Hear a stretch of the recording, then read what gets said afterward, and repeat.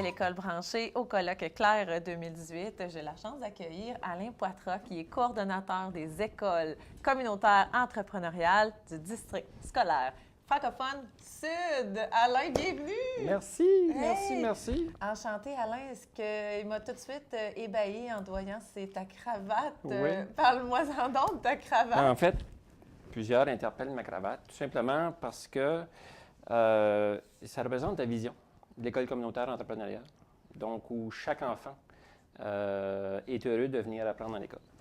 Ouais. Donc, une vision toute simple, mais porteuse de sens Oui. pour tous les intervenants d'une école. Puis là, les écoles communautaires entrepreneuriales au Nouveau-Brunswick, là, c'est Oui. très répandu. Là. Effectivement. Puis d'ailleurs, c'est plutôt un mouvement. C'est-à-dire que toutes les écoles de la province sont dans un mouvement. C'est ça, c'est un mouvement. Deux choses, il y a deux mots, le mot communautaire. C'est que, je ne sais pas si vous y avez déjà réfléchi, mais au Nouveau-Brunswick, en tout cas, on est dans une perspective de développement global de la personne maintenant. Donc, c'est plus seulement la réussite académique. L'apprentissage de connaissances. Exactement. Donc, on ajoute l'apprentissage des compétences et cette réussite-là éducative, de développement global, de mieux-être, de construction identitaire. Cependant, nos jeunes passent à peine 12 de leur temps en compagnie des enseignants dans un cadre scolaire. Maintenant, on ne peut pas s'attendre à ce que l'école soit seule pour éduquer et former nos jeunes. Donc, ça prend toute une communauté. Ouais. Donc, il faut vraiment mobiliser toute une communauté autour de cette réussite éducative-là. Donc, ça, c'est là où est-ce qu'on entre le communautaire, où est-ce que l'école, elle se doit de maximiser les partenariats école-communauté. Ouais. Puis quand on dit partenariat, c'est vraiment gagnant-gagnant. Donc, c'est des partenariats où est-ce que c'est autant bon pour la personne ou l'organisme qui nous le donne que pour les enfants et les jeunes. Et si on veut apprendre dans des contextes authentiques, puis signifiants, puis en lien avec la vraie vie, donc il faut sortir. On a des contextes de vraie vie. C'est ça. Bien, il y a plusieurs projets dont je pourrais vous parler, mais par exemple, dans certaines écoles, parce que le projet entrepreneurial, il part d'un besoin qui est non répondu.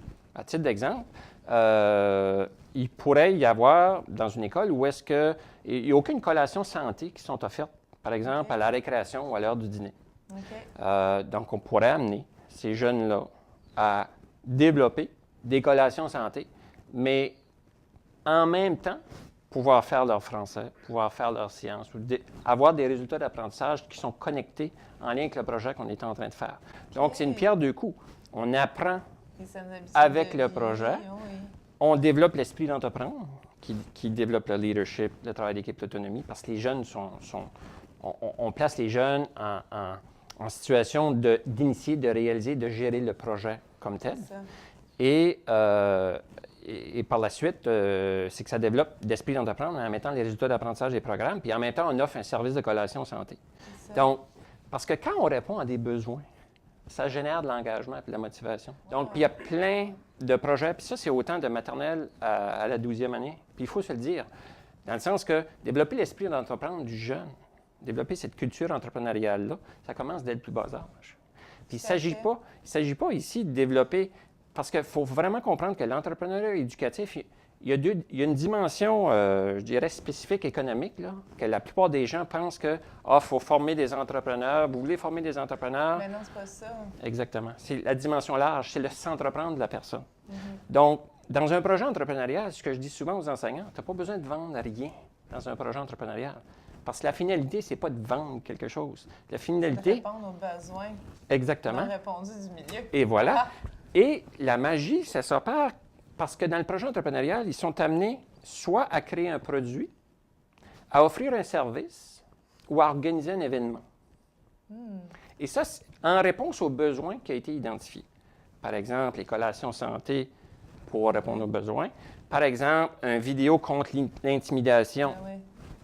Pour contrer le besoin qu'il y a d'intimidation sur la cour d'école. Ou, par exemple, que les tout-petits de première année dans une école, il leur manque des livres de niveau A, alors que les grands vont créer les livres de niveau A pour les petits, mais ils vont apprendre en le faisant. Donc, un des projets qui est vraiment porteur d'espoir tout de suite au Nouveau-Brunswick, c'est le projet des écoles prototypes. où est-ce qu'ils vont développer les compétences explicitement là, chez les enfants, les compétences qui ont été identifiées dans un nouveau profil de sortie que le ministère de l'Éducation et du Développement de la petite enfance a sorti. Puis ça, c'est à l'école de Mascarec, ça se passe pour notre district et c'est l'équipe d'école communautaire entrepreneuriale pour le district qui accompagne ce projet-là avec une équipe ministérielle de la province. Okay. Puis... ça va débuter bientôt? En fait, c'est débuté depuis le début de la présente année scolaire. Okay. Et le mandat, c'est de développer un modèle d'école qui va faire en sorte qu'on va pouvoir développer de façon explicite là, les compétences chez les jeunes, les compétences du profil de sortie. Parce qu'il faut se le dire, là, c'est plus seulement les connaissances, là, c'est vraiment le mouvement de compétences. Et je trouve qu'il est super intéressant au Nouveau-Brunswick tout de suite, c'est qu'en 25 ans de carrière, je n'ai jamais vu autant d'alignement des différents paliers. C'est-à-dire du ministère de l'Éducation au district scolaire jusqu'à l'école. Puis, jusqu'à la communauté. Et effectivement, effectivement. Puis, donc, le s'entreprendre, la prise en charge de l'école par justement les jeunes, par le fait de permettre aux jeunes de s'entreprendre dans cette école-là, permettre aux enseignants aussi de s'entreprendre, d'oser, d'innover, de faire autrement. Parce qu'ils sont les modèles des jeunes qui sont là. Absolument. Donc, on voit les directions d'école se tourner vers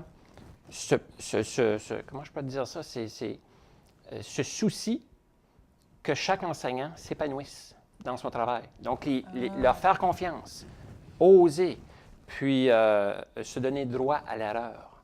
Puis ça, je trouve ça formidable. Honnêtement, l'éducation, pour moi, dans mes 25 dernières années, je trouve qu'on est dans un moment, un tournant, là, un moment qui est des plus excitants. Merci beaucoup, Alain, pour ce moment. Puis merci d'être un modèle cohérent de cette volonté de ce que toute la communauté en bénéficie, puis que tout le monde s'entreprenne dans ce modèle-là, puis dans le milieu scolaire. Oui.